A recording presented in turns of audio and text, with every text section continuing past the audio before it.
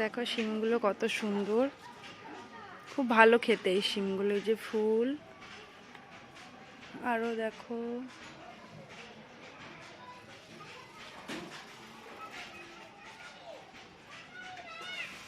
অনেক শিম হয়েছে।